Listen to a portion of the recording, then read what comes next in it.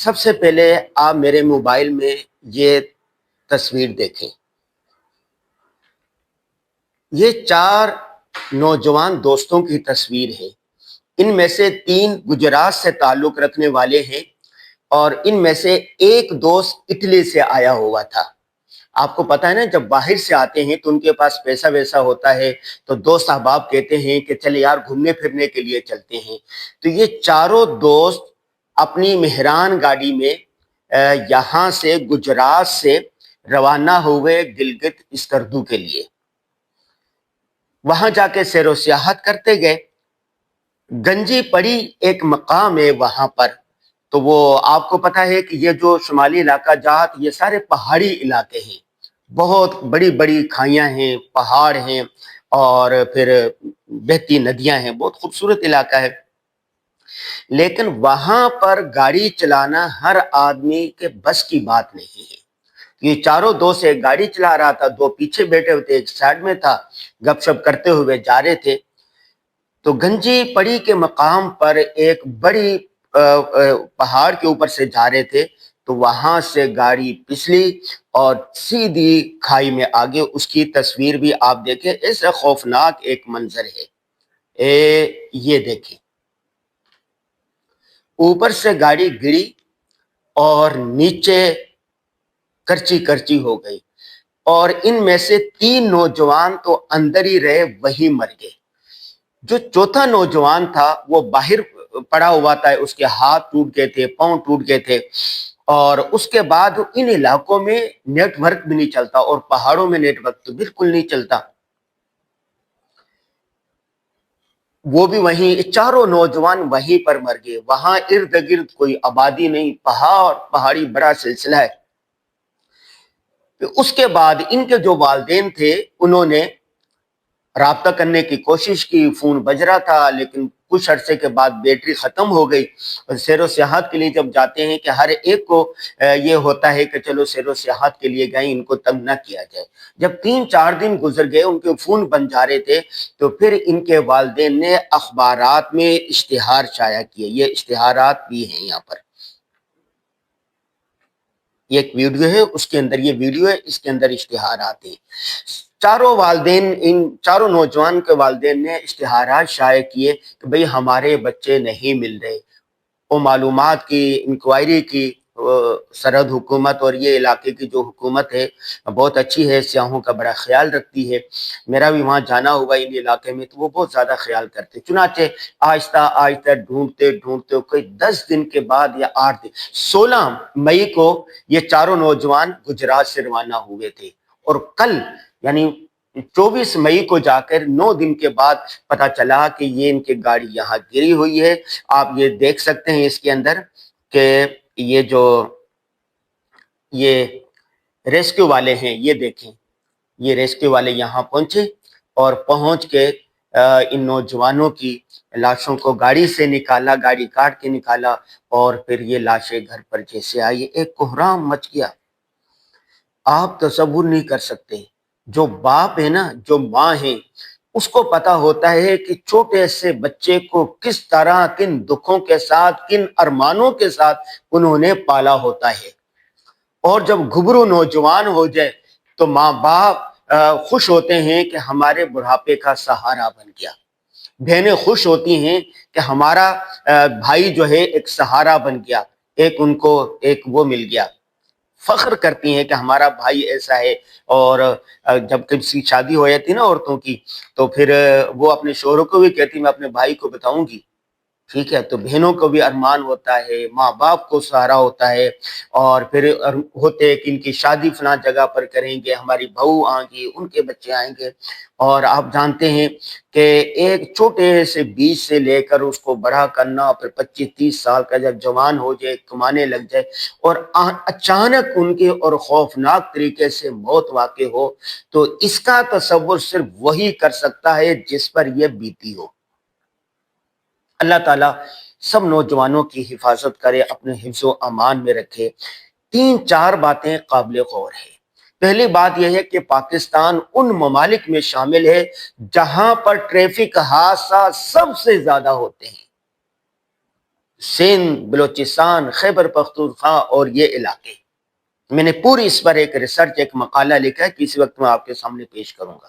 دوسری بات، ایک کراچی میں ڈرائیونگ کرنا اور پہاڑوں پہ ڈرائیونگ کرنا، یہ بالکل دو مختلف طریقے ہیں۔ بہت سارے نوجوان ندانی کے اندر جو یہاں سیدھے روڈ پہ ڈرائیونگ کرتے ہیں وہاں پر بھی چلے جاتے ہیں۔ پہاڑوں پر ڈرائیونگ کرنا بالکل الگ ہوتا ہے اور وہاں کے مقامی ڈرائیوروں کو ہی کرنا چاہیے، سیر و سیاحت کرنی چاہیے۔ قرآن کا حکم قل سیروا فی الارض، گھومو پھرو دیکھو، اللہ تعالیٰ نے کیسی کیسی چیزیں بتائی، لیکن اپنی حفاظت سب سے مقدم۔ آپ اکیلے نہیں گئے، آپ نے اپنے خاندان کو بھی، وہ کہتے ہیں نا کہ تم اکیلے نہیں ڈوبے، اپنے خاندان کو بھی ڈبا دیا۔ اگر یہی جوان ہوتے، پھر شادی کرتے، پھر ان کے بچے ہوتے، پھر ان کے بچے ہوتے، ان میں سے پتہ نہیں کون دین اسلام کے لیے کیا کچھ کام کرتا، اس کی نسل جو تھی، جو شادی شدہ نہیں، ان کی تو نسل ہی ختم ہو گئی۔ پہلی بات یہ ہوگی کہ جب آپ کہیں پر جائیں ان علاقوں میں، مقامی ڈرائیور اور گائیڈ اور رہبر اپنے ساتھ لے لیں۔ میں بھی پوری دنیا ٹریول کرتا ہوں، پوری دنیا گھومتا ہوں، میری عادت ہے جب بھی جاؤں وہاں پر مقامی آدمی ساتھ ہوتا، خود ڈرائیونگ کبھی نہیں کرتا۔ دوسری بات یہ ہے کہ جب آپ جا رہے ہیں نا وہاں پر، تو آپ کسی نہ کسی کے ساتھ رابطے میں رہیں، کسی نہ کسی کے ساتھ رابطے میں، کہ ہم فلاں جگہ پر ہے، فلاں جگہ پر ہے، فلاں جگہ پر ہے، کسی نہ کسی کو، تو اللہ نہ کرے کوئی ناگہانی چیز پیش آ جائے، ناگہانی حادثہ پیش آ جائے، تو لوگ وہاں پر پہنچ سکیں۔ بہت سارے لوگ جاتے ہیں دفتر کی دوستوں سے رابطہ ختم کر دیتے ہیں، کہتے ہم تو کسی سے رابطہ نہیں کریں گے، بس ہم تو انجوائے کریں گے، تو اس طرح کے حادثات پیش آ سکتے ہیں۔ تیسری بات ماں باپ کے لیے، والدین کے لیے ہے کہ وہ اپنی اولاد کو یوں ہی نہ چھوڑ دیا کریں۔ انہوں نے کہا دوستوں کے ساتھ مل کے جائیں گے، ماں باپ نے کہا ٹھیک ہے جاؤ، بالکل نہ جانے جائے جب تک کہ ان سے پوچھاؤ کہ گاڑی کون سی ہوگی، ڈرائیور کون سا ہوگا، مقامی آدمی کون سا ہوگا، کس علاقے میں جانا ہے، وہاں کے حالات کیا ہیں، وہاں کا موسم کیسا ہے، آب و ہوا کیسی ہے۔ پوری دنیا میں سیر و سیاحت ایک انڈسٹری بن چکی ہے۔ باہر ممالک میں سفر کرنا ہوتا ہے، وہ ساری احتیاطی تدابیر اختیار کرتے ہیں، موسم دیکھتے ہیں اور اس کے بعد سیر و سیاحت کرتے ہیں، ٹریول کرتے ہیں۔ ہمارے ہاں بارش ہو، آندھی ہو، طوفان ہو، بس چل سو چل، باہر نکلو، باہر نکلو، ہلا گلا کرو، شور شرابہ کرو۔ تو والدین کو چاہیے بچوں کو، نوجوانوں کو جب تک یہ ساری چیزیں نہ ہو جائیں ان کو ہرگز جانے نہ دیں۔ اور آخری بات یہ ہے کہ زندگی بہت خوبصورت ہے۔ وَلَا تُلْقُوا بِأَيْدِيكُمْ إِلَى التَّهْلُكَةِ، اپنے آپ کو خود ہلاکت میں نہ ڈالو، خود بربادی میں نہ ڈالو، اپنے آپ کو کیوں تباہ کر رہے ہیں؟ ابھی میں دیکھ رہا تھا کہ ایک جگہ پر دو نوجوان تھے، بائک پر بیٹھے ہوئے تھے اور ون ویلنگ کر رہے تھے، اور جب میں ان کو روکا تو انہوں نے سمجھا پتہ نہیں کیوں روک رہا ہے۔ میں نے کہا بچوں، آپ اپنی تو تباہ ہو گئے، اپنے برے ماں باپ پر تو رحم کرو۔